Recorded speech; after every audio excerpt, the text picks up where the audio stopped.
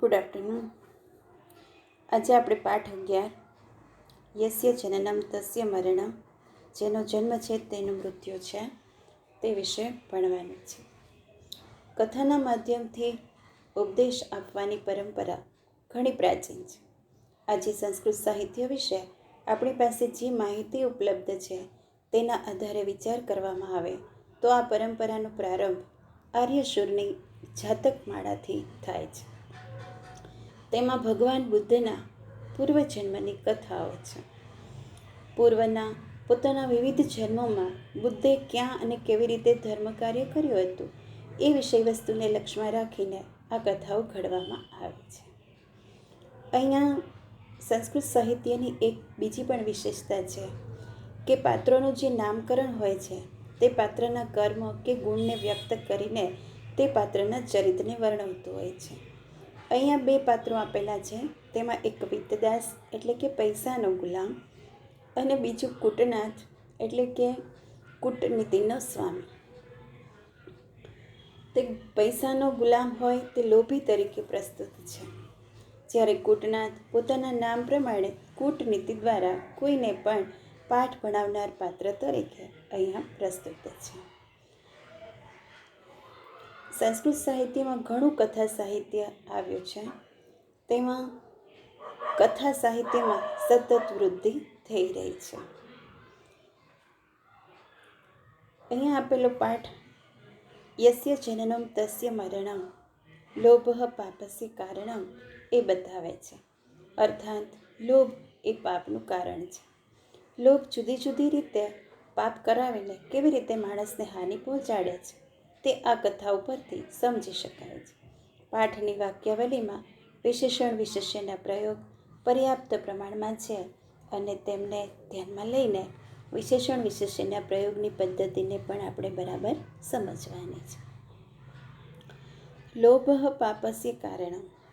કૂટનાથ અને વિત્તદાસ આપણને અહીંયા પિક્ચરમાં દેખાય છે. કૂટનાથ એ કૂટનીતિનો સ્વામી છે અને વિત્તદાસ એ પૈસાનો ગુલામ છે. જોઈએ આપણે આ પાઠ વિશે. અસ્તિ વિત્તદાસુ નામ પ્રભુત લોભઃ સમૃદ્ધ કશ્ચિત વણિજ્જન. વિત્તદાસ નામનો ખૂબ જ લોભી સમૃદ્ધ કોઈ એક વેપારી હતો. તસ્ય કૂટનાથ અભિતઃ વૈશ્ય પ્રાતિવેશિક આસીત. તેનો કૂટનાથ નામનો એક વેપારી પડોશી હતો. પ્રાતિવેશિક અને ઉપવેશીના બે સમાનાર્થી શબ્દો છે. પ્રાતિવેશિક એટલે પાડોશી. એકદા કૂટનાથેન ચિંતિતં યદિ અયમ વિત્તદાસઃ ધનિકઃ અપી લુબ્ધઃ વર્તતે. સંધિવાળા શબ્દો પણ જોજો. ધનિકઃ પ્લસ અપી. એક દિવસ કૂટનાથે વિચાર્યું કે આ વિત્તદાસ ધનવાન પણ ખૂબ લોભી છે. અતઃ કેન ઉપાયેન મયા અસુ વંચનીય. તેથી કોઈ પણ ઉપાયે મારે તેને છેતરવો છે. એવં વિચાર્ય સ કૂટનાથઃ એકદા વિત્તદાસસ્ય ગૃહમ ઉપગમ્ય અકથયત. આમ વિચારી તે કૂટનાથ એક દિવસ વિત્તદાસના ઘરે ગયો અને કહ્યું, ભૂશ્રેષ્ઠિનઃ, અરે ઓ શેઠ, અસ્માકં બહવઃ કુટુંબીજનાઃ શ્વઃ અતિથયો ભવિષ્યતિ. આપણા ઘણા બધા કુટુંબના લોકો આવતીકાલે અતિથિ બનશે. તેષાં અર્થે ભોજન આદિ નિર્માણાય કાનિચિત પાત્રાણી કૃપયા મહ્યમ યચ્છતુ. તેઓ માટે ભોજન આદિ બનાવવા માટે થોડાક વાસણો કૃપા કરી મને આપો. પરશ્વઃ તાની પ્રત્યર્પયિષ્યામિ. પરમ દિવસે હું તેને પાછા આપી દઈશ. પરિવાર. વિત્તદાસ નામનો ખૂબ જ લોભી અને સમૃદ્ધ કોઈ એક વેપારી હતો. તેનો કૂટનાથ નામનો એક વેપારી પડોશી હતો. એક દિવસ કૂટનાથે વિચાર્યું કે આ વિત્તદાસ ધનવાન પણ ખૂબ જ લોભી છે. તેથી કોઈ પણ ઉપાયે મારે તેને છેતરવો છે. આમ વિચારી તેણે કૂટનાથને એક દિવસ વિત્તદાસના ઘર પાસે ગયો અને કહ્યું, અરે શેઠ, અમારા ઘરે ઘણા બધા કુટુંબના લોકો કાલે અતિથિ બનશે. તેઓ માટે ભોજન આદિ બનાવવા માટે થોડા વાસણો મહેરબાની કરી મને આપો. પરમ દિવસે તે હું પાછા આપી દઈશ. પ્રાતિવેશિક ધર્મ ભાવેન વિતદાસહ કુટનાથાય પાત્રાણી પ્રાયચ્છ. પડોશી ધર્મના ભાવે વિતદાસે કુટનાથને વાસણો આપ્યા. કુટુંબીજનનું સમાનાર્થી શબ્દ છે સ્વજન, અને અહીંયા એક વિરોધી શબ્દ છે ધનિકઃ નિર્ધન. બીજો પેરેગ્રાફ. પાત્રોપયોગ અવસાને. પાત્ર ઉપયોગ અવસાન એટલે કે વાસણોનો ઉપયોગ પતી ગયા પછી કુટનાથઃ પાત્રાણી પ્રત્યર્પયિતું વિતદાસસ્ય ગૃહમ આગચ્છ. કુટનાથ વાસણો પાછા આપવા માટે વિતદાસના ઘરે ગયો. તૈઃ પાત્રૈઃ સહ કુટનાથ અન્યાની કાનિચિત લઘુની નૂતનાની પાત્રાણી અપી તત્ર સ્થાપિતવાન. તે વાસણો સાથે કુટનાથે બીજા થોડા નાના અને નવા વાસણો પણ મૂક્યા. લઘુનામ નૂતનાનામ પાત્રાણામ દર્શનેન વિસ્મિતઃ વિતદાસ કુટનાથમ અપૃચ્છ. નાના અને નવા વાસણો જોઈને આશ્ચર્યથી વિતદાસે કુટનાથને પૂછ્યું, ભૂ વયસ્ય, અરે ઓ મિત્ર, એતાની પાત્રાણી મમ ન સંતિ. આ વાસણો મારા નથી. કુટનાથઃ અકથયત. કુટનાથે કહ્યું, મિત્ર, યાની પાત્રાણી ભવતા દત્તાની. જે વાસણો આપેલા તાની મમ ગૃહે રાત્રો પ્રસૂતાની. તેણે રાત્રે મારા ઘરે આને જન્માવ્યા. એતાની લઘુની નૂતનાની પાત્રાણી ભવતઃ પાત્રાણામ અપત્યાની સંતિ. આ નવા અને નાના વાસણો આપના જ વાસણોના સંતાન છે. અપત્ય રૂપેણ નૂતનાની પાત્રાણી સંપ્રાપ્ય વિતદાસ પ્રસન્નઃ જાત. સંતાન રૂપે નવા વાસણો પ્રાપ્ત કરીને વિતદાસ ખુશ થઈ ગયો. મિત્રનું સમાનાર્થી છે વયસ્ય, અને અપત્ય એટલે એનો વિરોધી શબ્દ છે અનપત્ય. અપત્ય સંતતિ આ સમાનાર્થી શબ્દ છે. પરિભાષા અંદર જોઈએ. વાસણોનો ઉપયોગ પતી ગયા પછી કુટનાથ વાસણો પાછા આપવા માટે વિતદાસના ઘરે ગયો. તે વાસણો સાથે કુટનાથે બીજા થોડા નાના અને નવા વાસણો પણ મૂક્યા. નાના અને નવા વાસણો જોઈને આશ્ચર્યથી વિતદાસે કુટનાથને પૂછ્યું, અરે મિત્ર, આ વાસણો મારા નથી. કુટનાથે કહ્યું, મિત્ર, જે વાસણો આપેલા તેણે મારા ઘરે રાત્રે આને જન્માવ્યા.